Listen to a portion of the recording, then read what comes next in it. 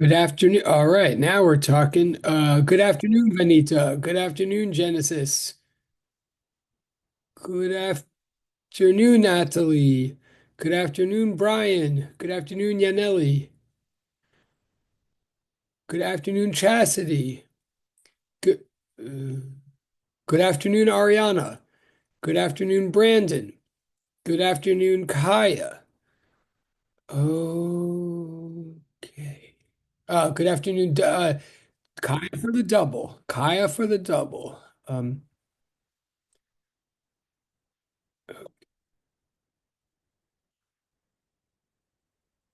Okay, awesome. Okay. Thank you for indulging my absence on Monday, my absence from huh.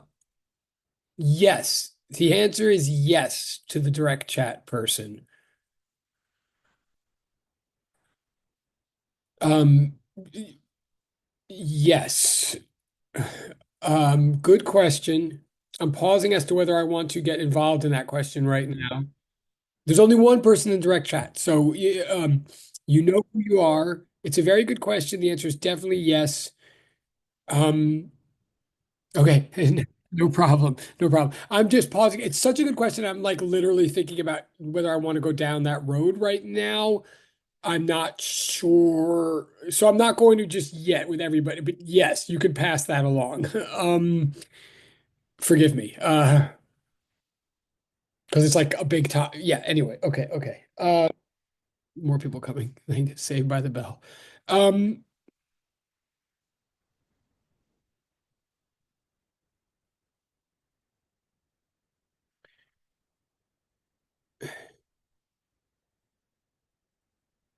okay. Yeah, I think I'm gonna just get hello, hello, Annie. Okay. Um, Hi. hi, hi. Oh, the double, the voice and the okay. Hi, hi. Okay. I was just saying to everybody, so thank you for indulging my absence from synchronized time and space last Monday.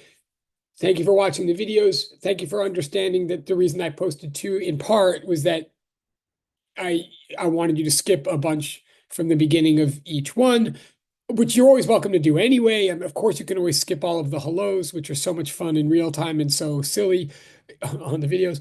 Um, but the material that the videos covered is very central. I mean, I don't want to give the impression that just because you watched it in a video like that, it's like sidebar. I mean, it's like central to the course. And just unfortunate timing that I happen not to be here to do it directly. Um, so, um, so what I want to do today, well, what I did in the other section, what I will do today is I don't want to repeat all the materials in the video. Like obviously the purpose is so that we can keep moving forward. I do want to give you an opportunity, however, to take some of the questions that you put in the video prompts for me, which I've not turned back yet, but I have looked at or I've begun to look at. Um, some of the questions that you put about the videos were very helpful to me and very specific and very fair, to say the least. I would like to take a few minutes before we roll today for you all in the direct chat in the direct chat, I would like each of you to put a specific question that you can, as specific as you can. Either it could be literally the one that you put about the video, assuming I haven't answered it yet, which I probably have not. If you had a specific question about the videos, um, please put that here in direct chat. Remind me of it. And or if you have a specific question about what's going on in lab, and or if you have a specific question about the recent material, that I was doing like right before the videos, any kind of question like that, and or if you're wondering like how any of this relates to the very vague, very vaguely open-endedly phrased homework four, very strangely phrased homework four, you could put a specific question about that as well. Again, I think I've like rearranged things so you still have plenty of time to do homework four because I still wanted to make room for me to give you a briefing on it because it is very strangely phrased and open-ended and I mean it's not well anyway, it's very vaguely phrased. So if you have a specific question about any of these matters, lab, recent videos, recent lecture material, wave equation, um, please put a specific question in the direct chat. What like now? Like I'm gonna pause in a minute to give you a moment to do that. Um, in theory, this period of synchronized instruction, in theory, I kind of wanted to devote it to Q&A. So the more specific your question and the more specific your question, the more questions I could answer in this period. Just that, the more questions I can answer in this period. Now, I will also admit from the way that this went last section, I mean, an hour ago, the way it went there, I would either like to end up doing something very similar in your class so that you kind of end up in the same place, or if what you ask me in the chat is just dramatically different from what they asked me in the chat, then I'll go in a dramatically different direction with you guys. But then I will ask each of you to also watch the other class video, this weekend, if that makes sense. So wait, okay. Anyway, what I'm saying is it's kind of Q&A day. Um, I'd like to gauge what you need right now best by hearing what you say you need. So, um, I guess I will also say, sorry, I'm trying to catch myself up a little bit too from my absence Monday mentally. So I will also say before I shut up and give you a chance to put specific questions in the chat of like whatever you need me to be clarifying right now. I will also say that in the other section, in order to get warmed up, I spent about 15 minutes before they even asked the questions. I spent like 15 minutes vocally summarizing like what everything that I think has happened in the last couple of days from transitioning from my very last lecture to what I think are the main points of the videos. I spent about 15 minutes reviewing that in the other section. In a way, it was a little bit longer than I meant to do. So I kind of don't want to do that again right now. On the other hand, it might have been very useful to them or to you that I did review the main points of the material in space, like not on a board, just in talking I did. So I guess I want to say no matter what, you might find it useful like to check out the video, just the first 15 minutes of the video from the other class when you get a chance, if you're looking to put things in perspective. I'm just going to choose to not do that now and just get to it with you. So I'm going to shut up. I'm going to write in the chat what I'd like to see in direct chat. So it's not a competition and it's not a rush. In direct chat, as specific as you can, question of that you where you need clarification right now in the course, either from the videos or from recent lecture material or from lab.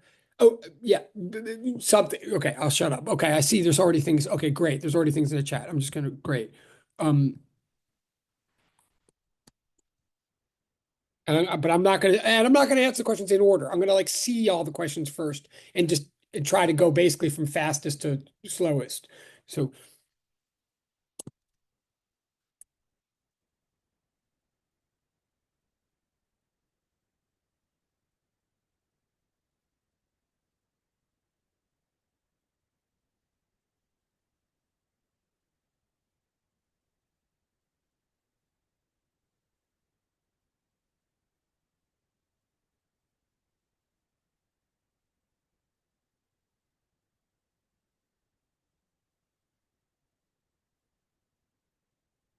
okay. I'm looking. All right.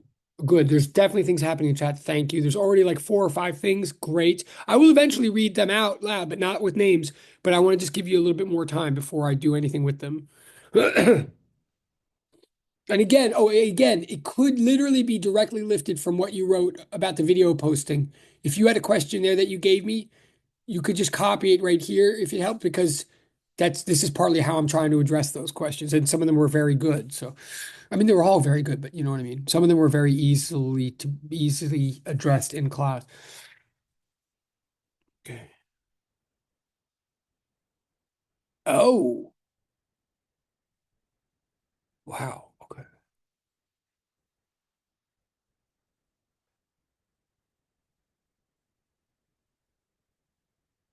Oh, oh, oh, these are great questions. And actually, I commend you. Okay. I'm still waiting, but these are great questions, and they are very different from the other class. Um, and they are very specific and answerable within this period. So good. So keep them coming. On.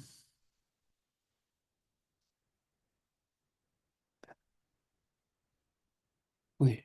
Oh, interesting. Okay.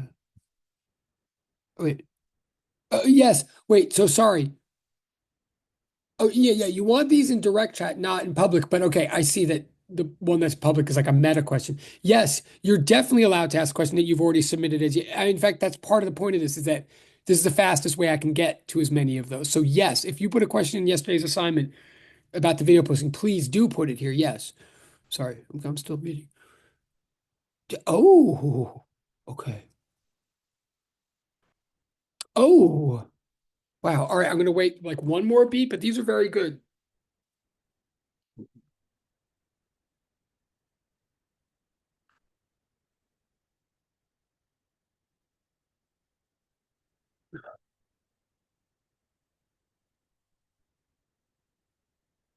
Oh,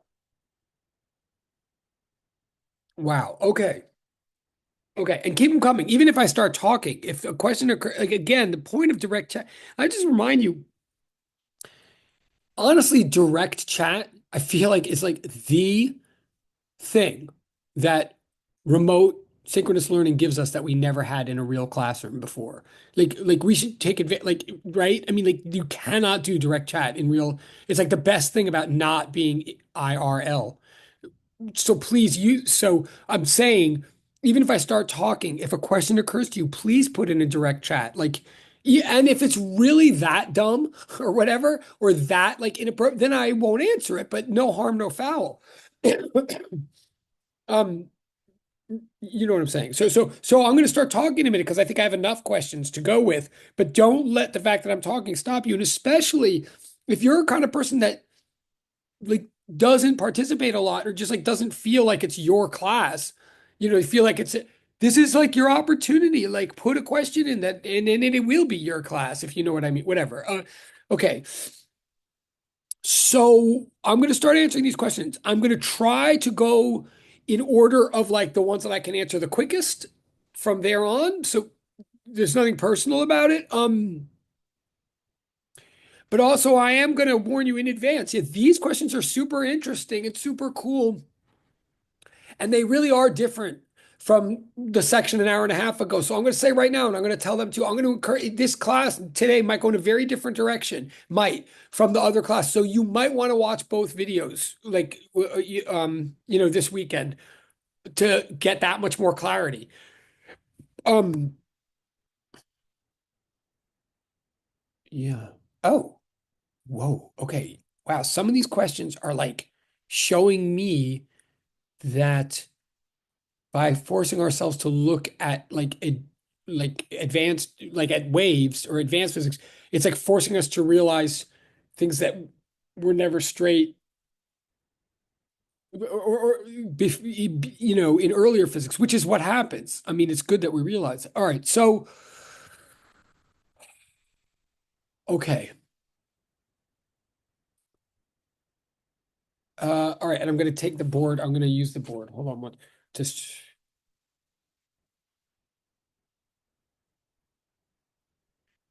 um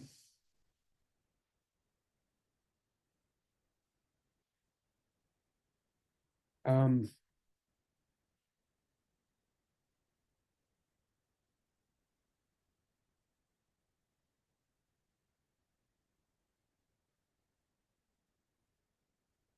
okay.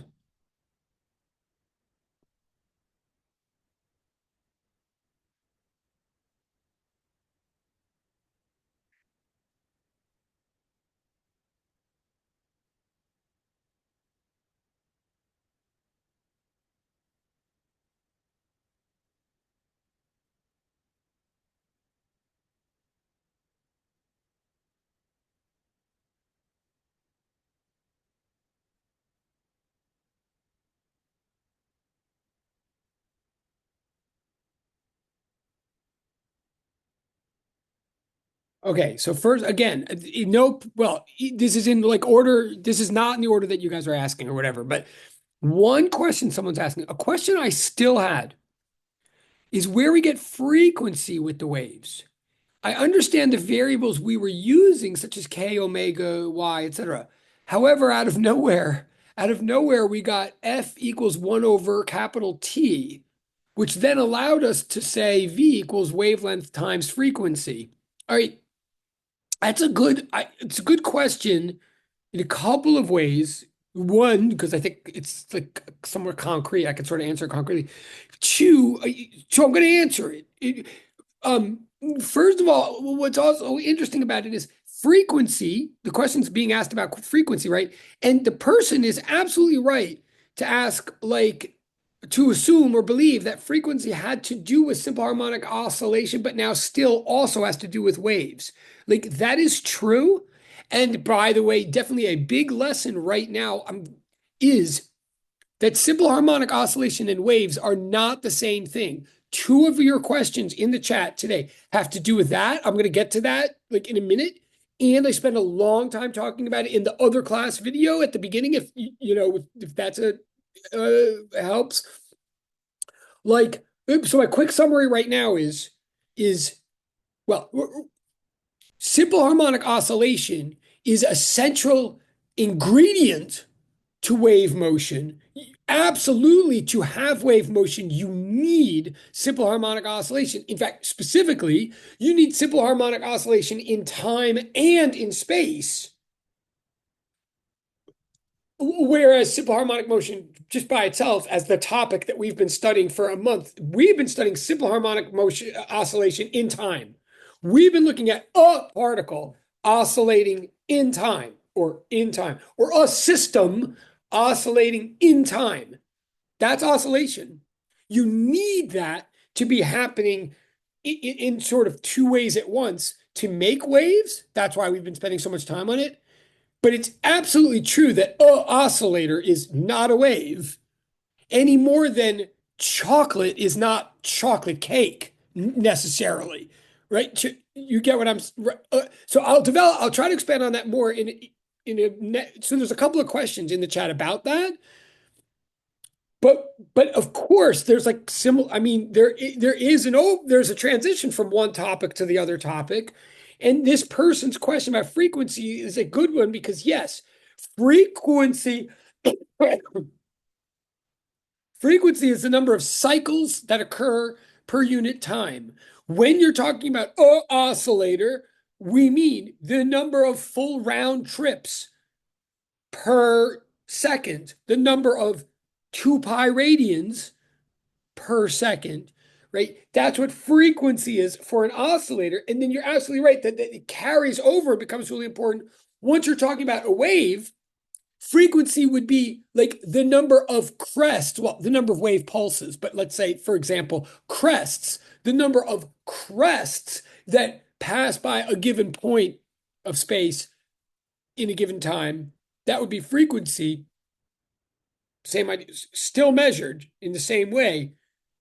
So the person says, I understand everything. And then the person says, out of nowhere, we got F equals 1 out of 1 over T. I'm sure I'm sympathetic that that feels like it was out of nowhere. I kind of think it wasn't exactly out of nowhere, but here's the deal with frequency. Back from simple harmonic oscillation, what we said was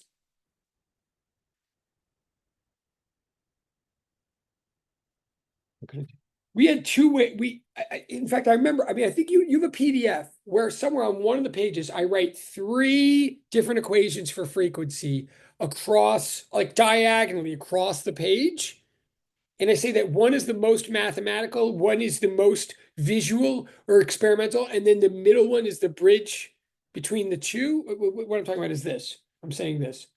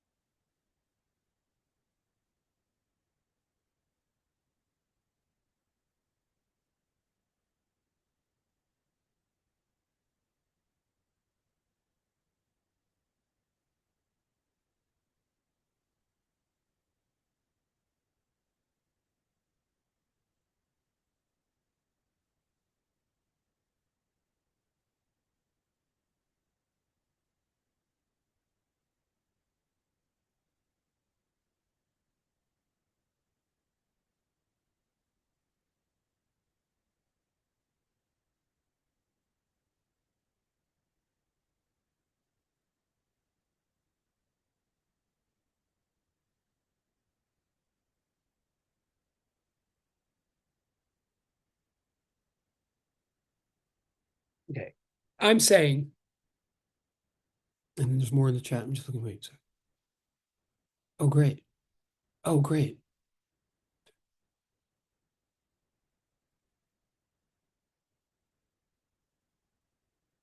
Sorry. Sorry. Hold on. More questions coming, and they're good. And sorry, I'm distracted. I'm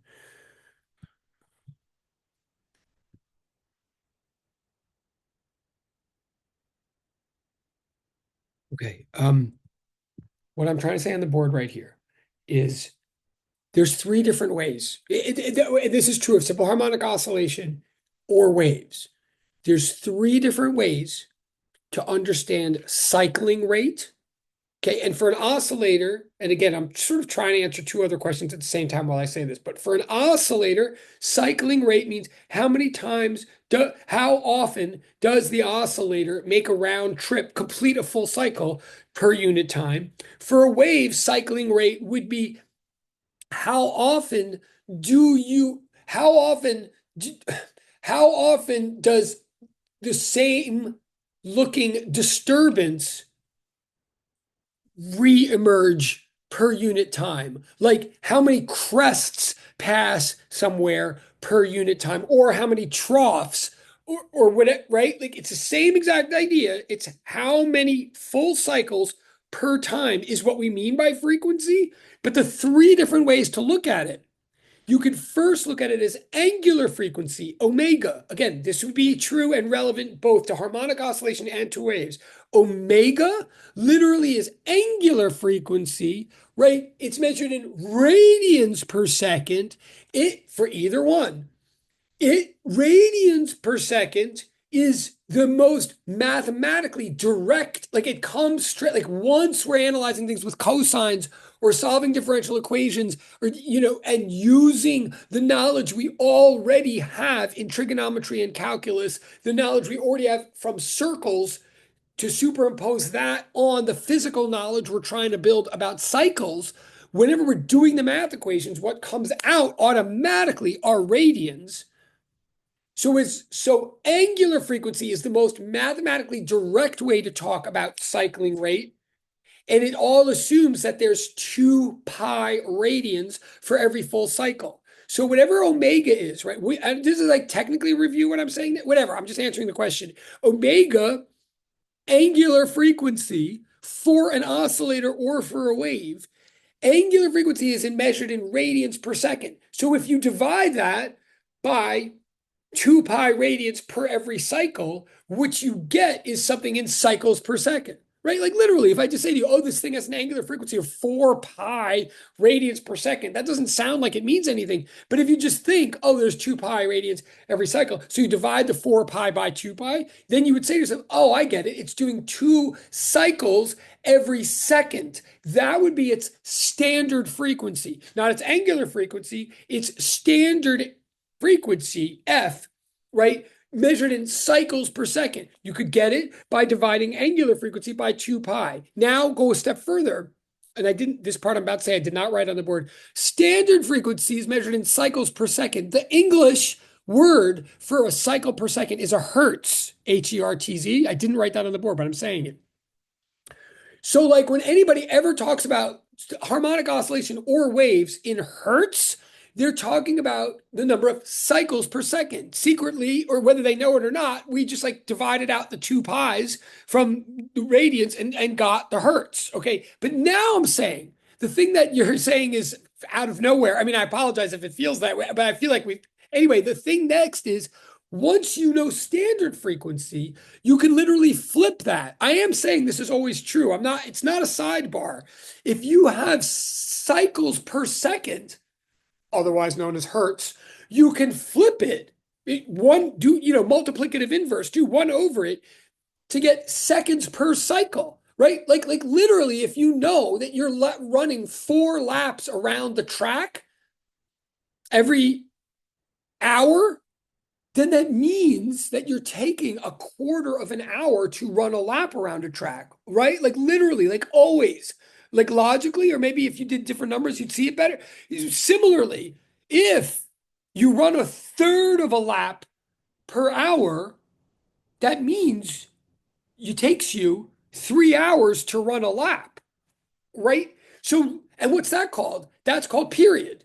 That period is the amount of time for a cycle. Period is the thing everybody can relate to the most. Like maybe why it feels out of nowhere now is because it actually goes like way back to the beginning of everything. The first thing you can ever picture in your mind, any of us, and the first thing that you can ever measure in the lab, like lab 1 and lab 2, is the period, the amount of time, the number of seconds for a full cycle. That's capital T period. What I'm asserting here, and I will move on in a second. I know whatever. I'm asserting whether you go period or standard frequency or angular frequency, those are 3 equivalent ways to measure how rapidly something cycles, how often it completes full cycles. If you know one, you automatically know the other 2. The reason we have 3 different ways is because one is the most easy to visualize and experiment. The other is the most easy to come directly out of the math. And so that's period and angular frequency respectively. And then standard frequency is the bridge between the 2. Okay. So that's that. So I'm saying period is definitely the reciprocal of frequency. If you have a frequency of 5 hertz, 5 seconds per cycle, that means it's taking you 1/2. It means it's taking you 1/5 of a second to do every cycle. So again, I'm going to ask too, if you asked a question in the chat, like, please let me know if I kind of did answer it or not.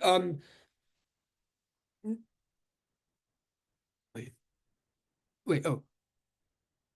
Well, thank you. Okay, so thank you for the yes. Oh, and you had public chat. That was nice. You didn't have to do the thank you. Oh, and anything. Oh, and I will move on to because it feels like from these things that you're getting what I'm saying. To Andy's, can we say the frequency is the equivalence of velocity in kinematic equations? Yes and no. I mean, good question. Certainly, we could. If by equivalent you mean like analogy, can it go in the same bin in your brain? Yes. Yes, in the sense that when you're talking about an object, like in the world, generally, like the first characteristic and you're studying motion, the first sort of characteristic thing that you might track for that object is its velocity. And there's many cases where objects have constant velocities. So, right. And yes, similarly for a wave, I'm sorry, for an oscillator, the characteristic of an oscillator, the thing you would track and the way you would identify it is by its frequency. Yes. So in that sense, like frequency is to oscillators as velocity is to particles. Yes. Then, the actual math and like the equation details and stuff are not equivalent. I mean, different things then happen, but yes, like conceptually, that's a good analogy. Right, parallels. Yeah, totally. Okay. So that's, I think, maybe hopefully that question. Well, the person said it was, so thank you.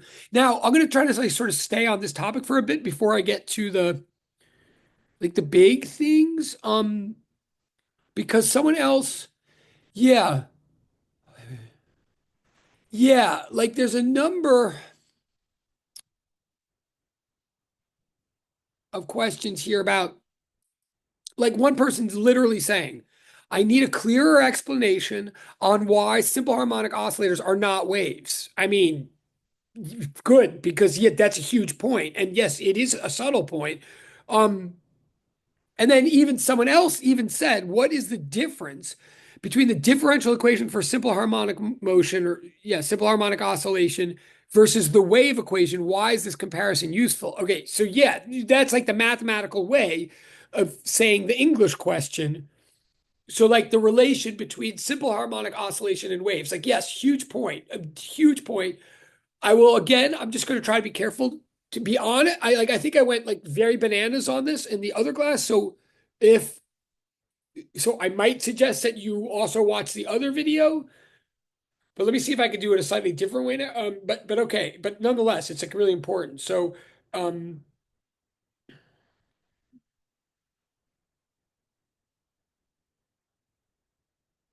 and let me ask you this also.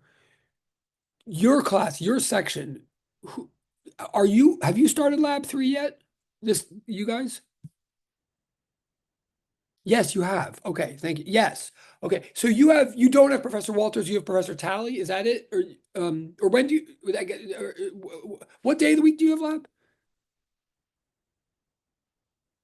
Friday. Oh, Friday. Oh, so it is. Oh, you have Tally on Friday. Okay. All right, all right. So that's helpful. Yeah, that's helpful to me to know. That's good. So a lot of what I'm about to say, or a lot of what's going on right now, is like meant ultimately to help you with your lab report for lab 3 and for lab 4. Like all of this, lab 3 and lab 4 are getting at the same. Lab 3 and lab 4 are trying to get at this question from two opposite perspectives, as was the lecture from last week. So I don't want to repeat, but let me try to say this in a different way.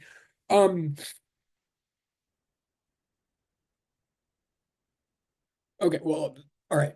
As far as the relation between oscillation and waves, first of all, yeah, well, the big point is that thingy things oscillate. But waves are unthingy things. I mean, that's like the huge punchline in the end is that an actual particle can undergo simple harmonic oscillation. And or if you see simple harmonic oscillation, you're seeing a particle, a thing, actually carve out a path or a set of paths over and over in space. Whereas when you see a wave, if you literally are observing or measuring wave motion, then you're observing something beyond just a given particle.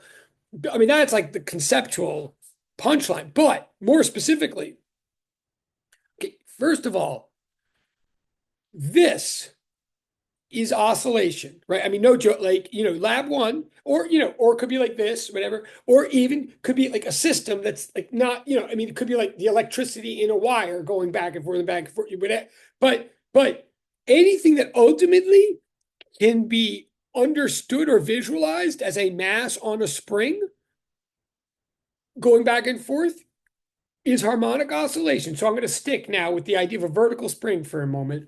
Like if I have a mass on a vertical spring like lab 1 going like this, okay.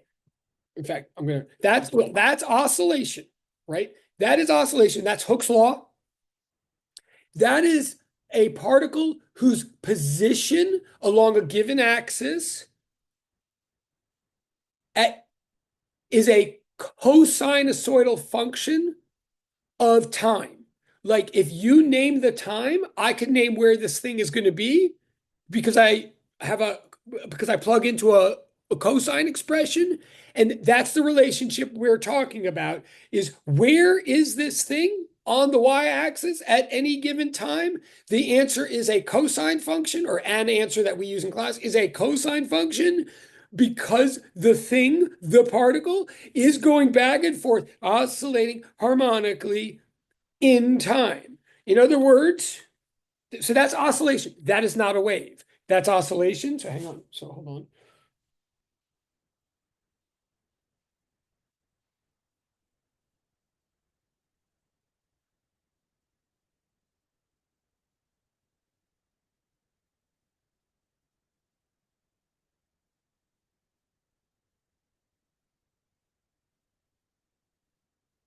Right? If you do Hooke's law and you know like F equals negative kx and you apply Newton's second law, F net equals ma, and you put them together, and if you're assuming like that the position is like along a y-axis, I'm just assuming that for them because I can. You put them together and you end up getting this differential equation that we've been dealing with, right? Second derivative of y with respect to time is directly proportional to y itself, right? This is simple harmonic motion I'm still talking about, like a particle. Well, how'd that happen? A particle, a thingy thing, right? And a solution to that differential equation, like if you want to then turn that differential equation into a literal input output, like you plug in the time, I give you the space thing. We've been saying a solution to it is something like this, where notice, I'll even go like this, where notice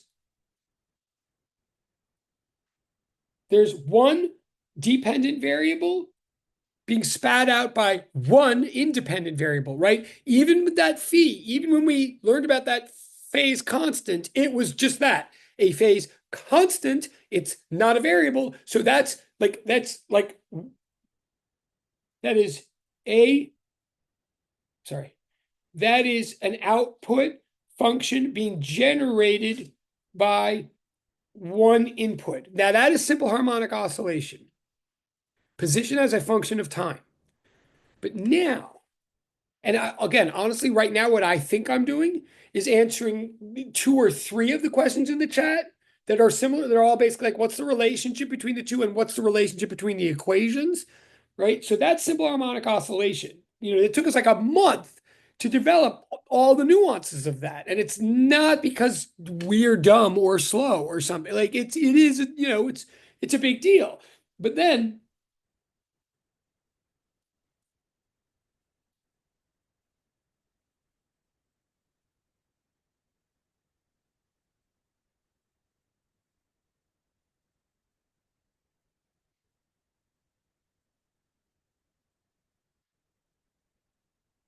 um wave motion, well, wave motion in my mind can be sort of created or understand in one of three ways. Well, first of all, remember a wave motion, and we had a big discussion about this in our last class, and like with like Annie's thing about illusion or not illusion and so forth. Like wave motion is ripples, right? Is pulses.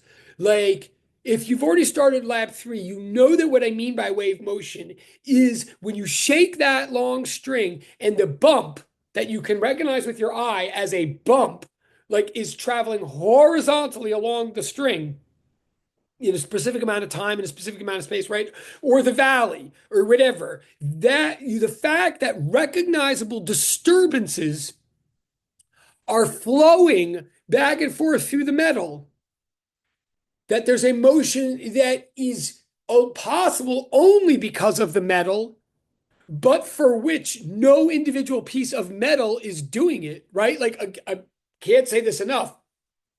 When I'm talking about wave motion now, I'm talking about measuring and reproducing and predicting motions of things that are not things. When you watch that bump go across the metal, it is a bump going across the metal, and like you can do physics to it. I mean, you can apply equations to it and predict where it's going to end up when and all that, but it is not a thing. It consists of metal, but there's no metal actually moving from right to left, right? Like this whole idea, once you have this wave pulses, once you have immaterial disturbances flowing through a material medium, right? I'm saying there's one of two ways I can understand what there's one way I can understand it, which is what I just said. Like you can observe it in the lab, you can see that what a wave is an immaterial pulse rather than a material particle, right? But now, like what does that have to do with simple harmonic oscillation or whatever?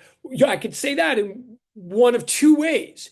One, I say, if I took an oscillator, if I take an oscillator, like one mass on one spring, like it's going up and down, it's going up and down. It is a particle. I can trace the particle with my eye the whole time, and it is actually a thing, like a mass that's going up and then going down, right? So that's an oscillator, not a wave. But and it's oscillating in time.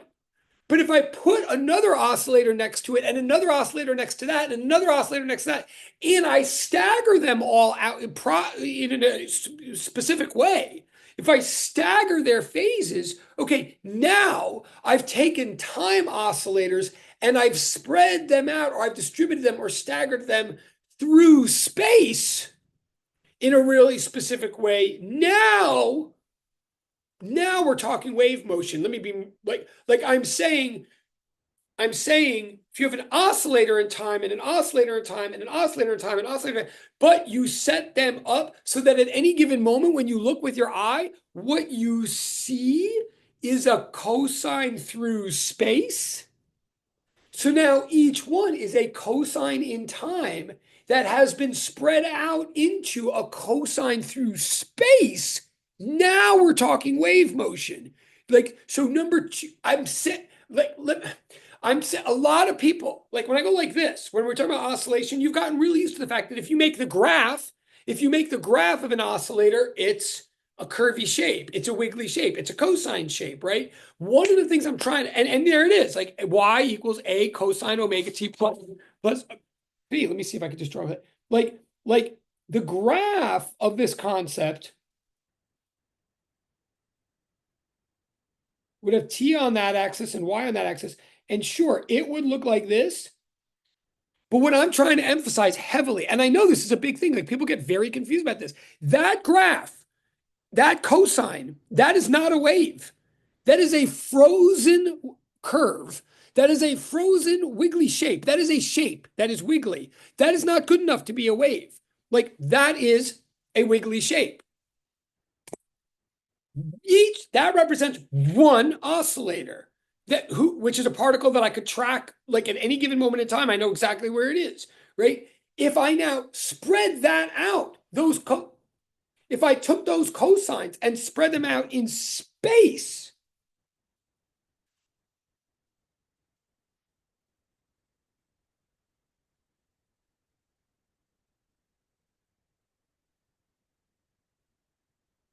then it's a wave. I'm saying that both have to be there conceptually, physically, and then I'll get back to the equations in a second. I'm saying one way to think about waves is a bunch of cosine time oscillators arranged in a space cosine. That's one way to think of it. So not just one oscillator. That's not a wave. That's that has a graph that is a wiggly curve. But there's got to be but that's just what's happening in time. It has to also be happening in space for it to be a wave. So one way to think of it is what I keep saying, a collection of staggered oscillators. That's like my talk in lecture, right? Or if you don't like that, if you're like, wait, but I mean, cosine, like what? What? The other way you could look at it is to say, look, a cosine is not a wave. A cosine is a wiggle in space. If you take a cosine, if you take the bottom shape, the blue shape down here, I mean the graph at the bottom of the page, That would be a snapshot of all my oscillators, like at some given moment of time. If you then turn that snapshot into a movie, if you take that cosine and jiggle it up and down cosinusoidally in time, then it's a wave.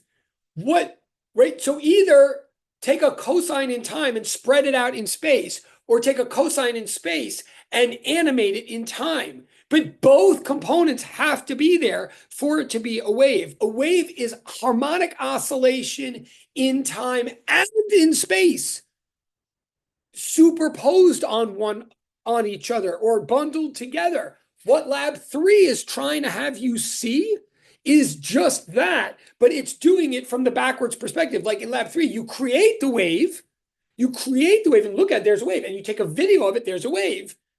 And then you put a bunch of red dots on a bunch of, use Logger Pro and all that.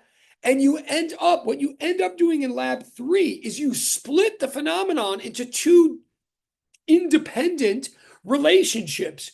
One is is this top thing where you literally are just, and by the way, I don't know if you're up at this point or not, or if you're up to this point yet or not in Lab 3, but the whole key of how you get two different graphs. I mean, have you already sorry, can you just tell me, have you started taking data in Lab 3 or have you taken data in Lab 3? Uh, You finished it. Oh, okay, great. Thank you. All right, awesome. So, but you haven't done your report yet, right? So hopefully what I'm saying now will maybe help you with your report. I'm just sitting. Oh, is this what I mean? Let's see what I mean. You, right, wait, I'm looking at and by the way, total points for that, like you should get points for that image. Hold on, I'm seeing. Hopefully everybody can see in the chat. I'm just zooming in. Right. Yeah. Yes. That is what I mean. Yes. That's very good. And points and everything. And I just blew it up on my screen. I don't quite know how to, but everybody can blow it up on their own screen. Yes. That is what I mean, Annie.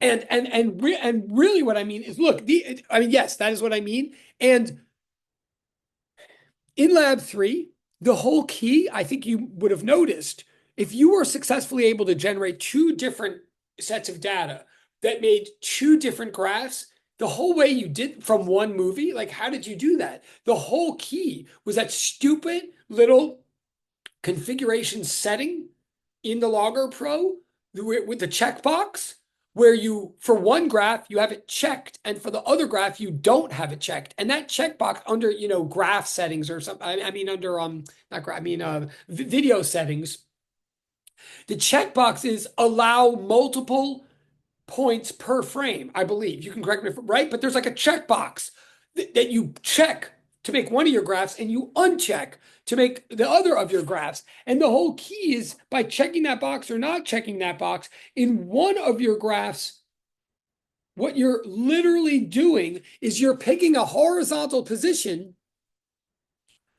your reference line, that the meter stick or whatever that was part that you included as part of your video, you're picking a horizontal position. So in your mind, you're holding X constant, and then you're wherever the spring intersected with that reference line. So wherever the metal was at that horizontal position, you put a red dot, right? And if you had checked the box, if you'd unchecked the box that said allow multiple positions per frame, that meant that as soon as you put the red dot in, the movie advanced a frame, right? So now the metal like moved up or moved down along your meter stick. So then you put in another red dot, right? And then it clicked again, and then you put in another red dot, and then it generated all this data from which you make a graph. So for one of the graphs, you're holding X constant and seeing how Y depends on T. It's not that X is constant, you're holding it constant. You're focusing your attention on a particular X value and watching how Y depends on T, and you get the cosine.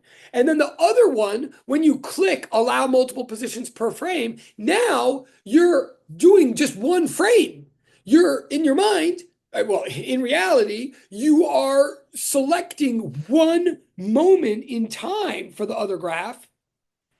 And now you're tracking where the metal is. Now you're letting your eye gaze through, from left to right throughout the frame and seeing where the red dots are, where the metal is as a function of horizontal position for that frame, right? So the whole thing that lab theory is like really trying to get at is that what a wave is that for any given moment in space, you have Y cosinusoidally harmonically oscillating in time. Any given moment in space is like looking at one of the oscillators in my lecture thing from last week. Like it's like any given part of that long metal slinky is its own little mass on spring going up and down, cosinusoidally in time.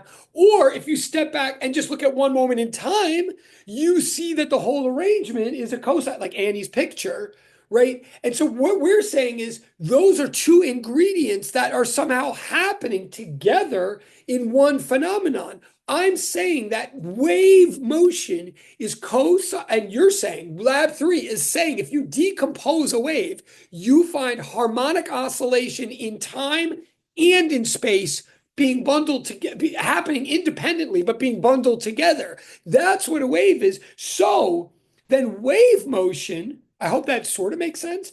And in lab 4, you're going to go back the other way and really try to do what I was saying in lecture. Like lecture, I'm saying, let's build up a wave in our mind from oscillations. Then in lab 3, you're like breaking down a wave into its oscillations. In lab 4, you'll literally try to build one up literally from oscillations.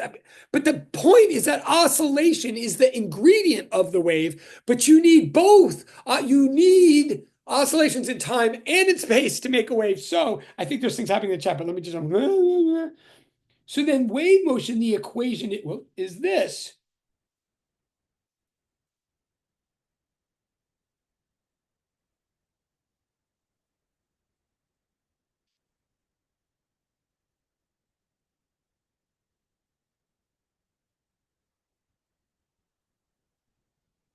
Okay, it's getting a little crammed in there, but and I'll put the solution in a second. But what I'm trying to say to answer like a couple of well, wait, when I say does it also happen in space? I mean, I mean, when Andy said, I mean, when I'm saying in space, I mean the cosine function is happening in space. If that I mean, the the cosine is happening in space is what I mean. Like you're right, like it's not that's what I mean. But as for the equation now, because a couple people are asking about this, so the wave motion equation, the differential equation for wave motion is different from the differential equation for oscillation. It's our second distinct differential equation in this class. And like, yes, we do need to know it. It's really similar, but it's different. It like, well, first of all, it's partial symbols. Oh, sorry. Oh, yeah. It's partial symbols now, not regular D's, but the partial D's, because now suddenly when we're talking about waves for the first time, we have a function of two independent variables, x and t. So now every time we take a derivative, we're taking a derivative with respect to one while holding the other constant, which is literally what you do in lab 3. You're holding one variable, like when you make the two graphs, either graph that you make, it's by holding one variable constant and looking at what's happening with the other variable. You're not saying that it is constant, you're holding it constant, right? And that's the math of taking partial derivatives. Treat every other variable as a constant and just look at the relationship between the dependent and one independent, right? So that's why they're partial symbols. So then look, on the left side of the wave motion equation, the left side, in effect, is exactly the same as the left side of oscillation equation. It's talking about acceleration, second derivative of position with respect to time, right? It's talking about acceleration. With oscillation, what we're saying is the rate at which the mass accelerates back toward home, back toward equilibrium position, is directly proportional to how far away it is from home. Like, the top equation, right? d2y dt squared equals constant times y means y is how far away the mass is from equilibrium. So it's saying the farther away the mass is from equilibrium, the quicker it accelerates to equilibrium. That's oscillation.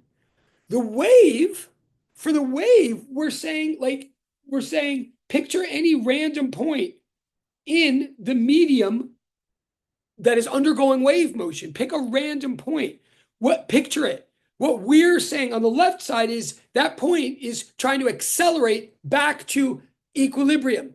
What is equilibrium? What is equilibrium for wave motion? It's not a place, it's an orientation. It's the x-axis. Equilibrium is flatness, right? It's not like the wave wants to be any particular place. It's that the medium wants to be flat, regardless of how high it is above the ground, right? Like lab 3, right? So if you picture any point in the metal, sorry, I'm just going to change the view of the screen because I realize, hold on one second.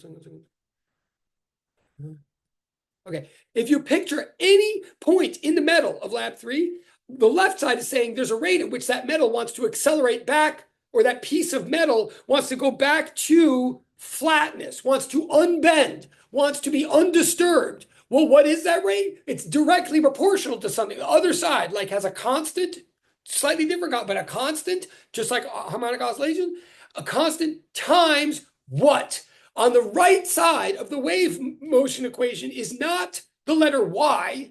It's not how far it is from the axis. It's d2y dx squared. Like, what is that? I mean, second derivative of y with respect to, didn't we already mention second derivative on the left side? The left side was second derivative with respect to time. The right side is second derivative with respect to space. What is that? Well, just think of a math class. Well, it said this in the video already, right? The second derivative of y with respect to x is the concavity of y. In English, that literally means how unflat, how not flat that piece of the metal is right there. So what we're saying in the wave equation is the rate at which a piece of metal wants to accelerate back to flatness is directly proportional to how not flat it is. It, like, right, once you hear or get, like, it's the same idea as the restoring force of Hooke's law, but it's now blown up into a higher dimension. We're not trying to get back to a place. We're trying to get back to an orientation called x-axis, called flatness. And so the farther away we are, so the more unflat we are, the faster we go back to flatness. So a wave is anytime you have any kind of medium, if you had any kind of metal that, for which you could say that at any point in the metal you pick, if it's now racing back, unbending at a rate that's directly proportional to how bent it is, if all of them are doing that, so that this guy races down and unbends, but then there's like more metal down here. So then this metal gets bent up, so it like warps that way. So now it's not happy. So now it flattens out and it shoves the metal over there. So then now that metal like has, slack in it. And then, right? And so it ripples along. That's what a wave is, that any and every given place in the medium is unbending itself at a rate that is directly proportional to how bent it is. I mean, first of all, how fabulous is that? But second of all, what I'm trying to say to answer your question is that is, yes, it's very easy to confuse with harmonic oscillation. It's, oh, good. Okay, cool. It's very similar. It's based off the concept of oscillation, but it's now a more elaborate concept. It's now involving space as well as time. And that's why even the constant of proportionality isn't just omega anymore. It's omega over k. Both time and space are involved in this phenomenon now. And so then finally, the solution to this, so to speak, or a solution that we use in class, sorry. No. Sorry. A solution that we use in class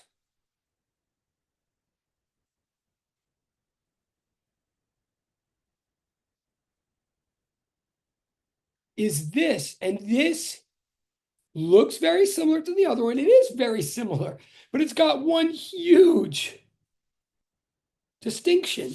It's just like the other one, except now instead of phi, a phase constant, the phase value is no longer constant. It's based on space. So now we have a function of we have a cosine being kicked up, being kicked into action, both by when we're looking and by where we're looking, right? So if you're confused, I'm going to move on in a second. I know it's like already almost something. But any of you who asked any kind of question at all that's like, wait, I sort of get how harmonic oscillation like is not waves, but I sort of don't like it's the right question. Of course, it's the right question. Like we're building waves from harmonic oscillations. They're very intimately related, but they are different. And that's like why we're spending all this time on this. Like, and the bottom line I'm trying to say, or lab three is trying to say, lab four is trying to say is a wave is harmonic oscillations in time and in space. And literally, like in the same way, like it's a cosine of both at the same phenomenon, right? I don't know if that sort of helps. Wait, I'm gonna pause. But that's the answer to like that's it. So it is two different equations. It's two different differential equations, and they each have their own solution, and they're all very related. But okay, wait, I'm gonna hold on. I know there's only 14 minutes left. There, hold on. Um,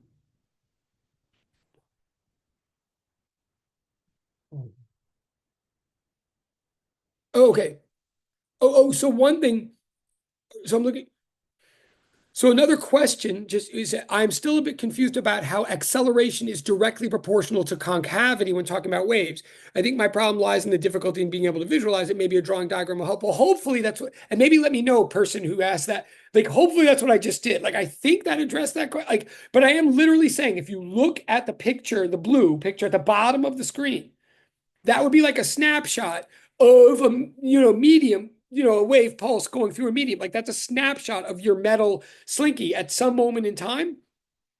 And I'm arguing that if you picture any little point on that metal, it is trying to get back to the x-axis at a rate that is that is directly proportional to the concavity of the metal at that point. And what might be throwing you off or anybody off is I'm assuming a couple of things about concavity. Concavity means curvature to me, like in a math class. Like it means slope of the slope, right? How much like a bowl something is. And something that's flat has literally zero concavity. And if it's like an upside down bowl, it has negative concavity, right? And I'm assuming like what's funny about this is see, now that we're in space, these graphs, they're not just graphs. They're actually, at least the YX graph is a graph, but it's actually a photograph of what you're seeing in space. Like that's like in a way, part of what we spend a lot of time in physics doing is getting you to realize that graphs are representations.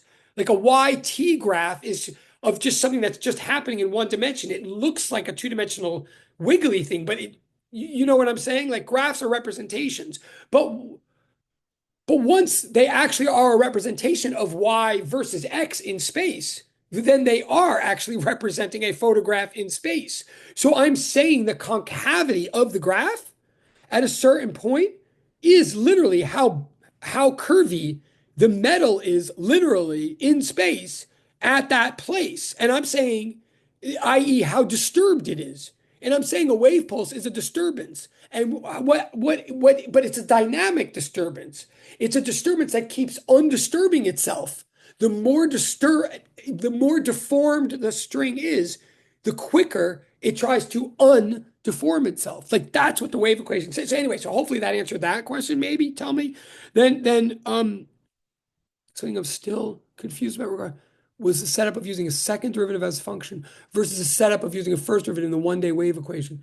Oh, well, I think I maybe hopefully did that too. I mean, these are all second derivatives. We only ever in all this stuff, whether it's oscillation or wave equation, the issue is always ultimately second derivatives. So we're always only doing first derivatives in order to get to second derivatives, if that makes any sense. Like we never stop at the first derivative with any of these discussions because F equals ma. Like A accelerate is what drive. So I'm not but what I think you also might be what's confusing people sometimes is like the equation for each of these phenomena is the differential equation that physics gives us. But then to make predictions, we want to get a solution from that differential equation. We then want to rearrange it and literally get it so that there's like an output being based on one or two inputs. So the differential equations there's two of them, one for a harmonic oscillation, one for waves. But then each one of them has a solution. And I don't know if this is what confused you too, but with harmonic oscillation, we did a bunch of physics and we got the we got the differential equation. And then we had to like do all this thinking and backtracking and math thinking in order to get the cosine solution. That's what happened in the beginning of the semester with harmonic oscillation. But then we put a bunch of cosine oscillators together and we got a cosine expression, or we did lab 3 and got a cosine expression. And then I differentiated that twice in order to get the differential equation, kind of like you were doing in the exercises in homework number 2. So I went in the, we're constantly going back and forth in this physics to see things from both perspectives. But I don't know if this is what, but either way, there's a differential equation and there's a solution. In the first chapter of this course, we went from solution, I'm sorry, we went from equation to solution. And this time with the waves, we happen to have gone the other way. We sort of stumbled on the solution first and then differentiated it to get the wave equation. In fact, we differentiated it 4 times. Maybe this confused you because we had to take 2 derivatives for time and 2 derivatives for space. We never had to do that before because we never before had an equation that was based on 2 inputs, but now we do. Sorry. I'm just looking. Oh, cool. Okay, great. Thank you. That helped. Okay, I'm gonna keep. I know we only have 9 minutes. I'm really gonna say, by the way, it because I'm gonna keep going. And these are great questions, and they're different from the other class. So I'll tell the other class to watch this too.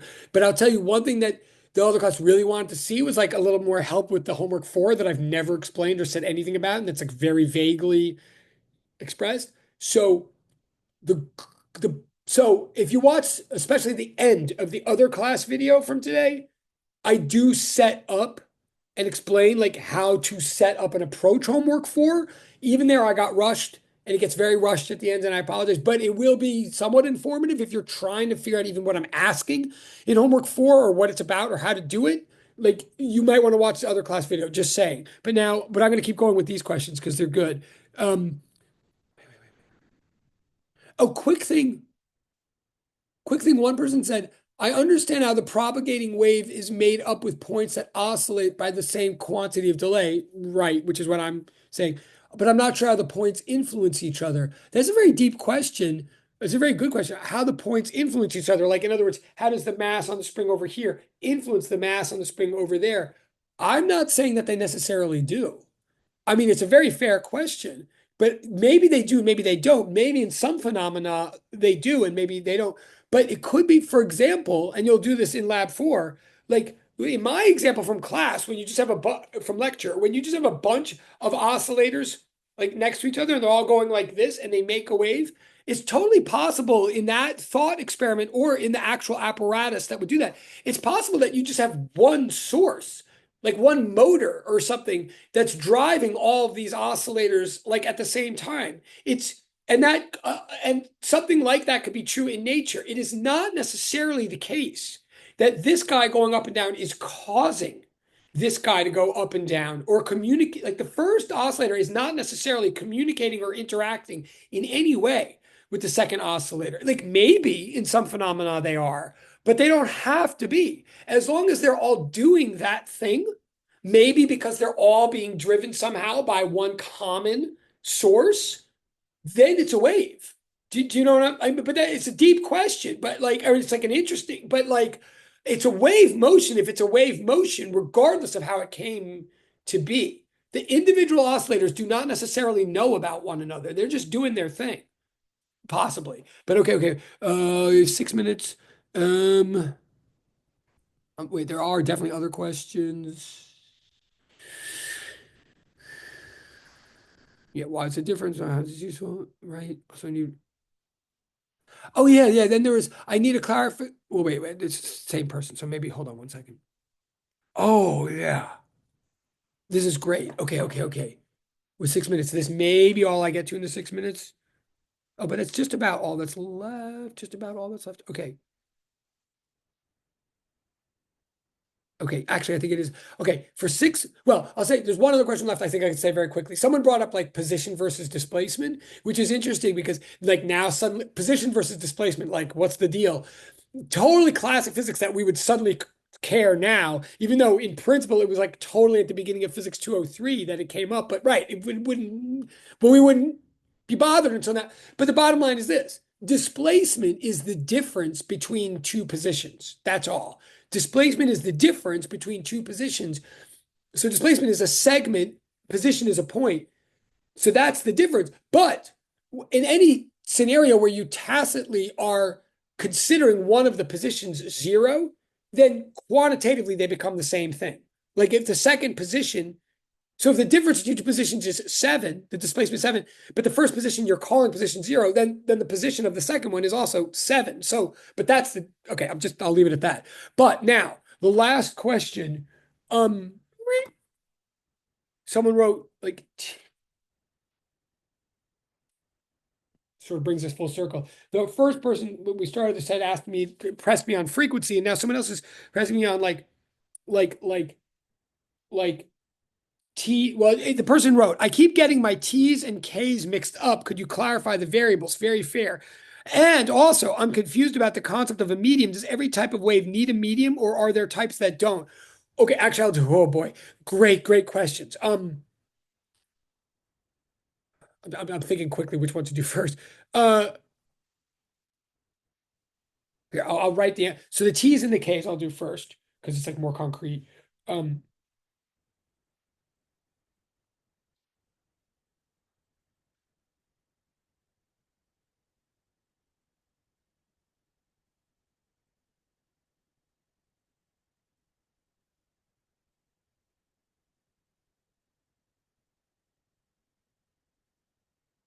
so this kind of goes back to that first person's question about frequency and angular frequency and period and all that. But here's the deal with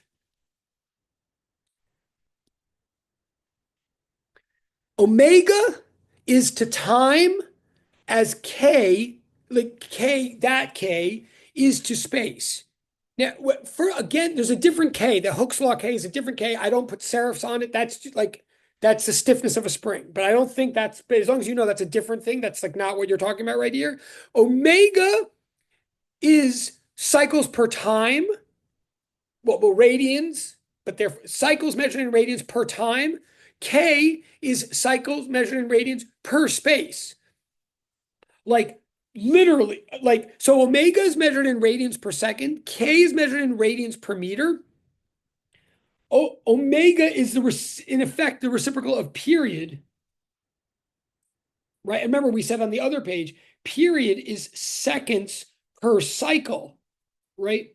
Well, K is the reciprocal of lambda, where lambda is wavelength. What is that? Wavelength is meters per cycle. Like literally, like so if you could picture and we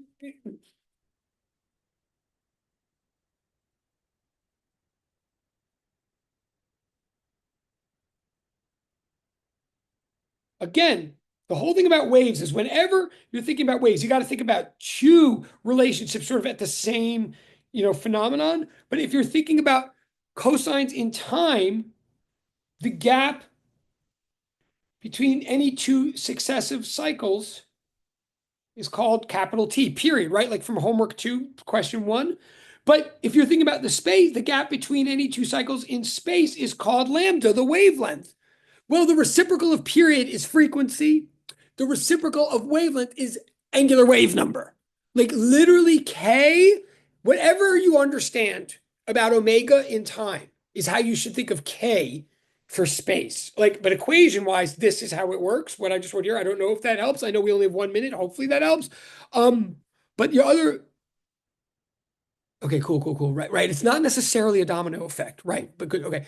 But then the other, I don't. Hopefully that helps. I mean, it's a great question about omega and K, but hopefully this page and the very first page of notes, if you put them together, that's pretty much the variables that we're talking about.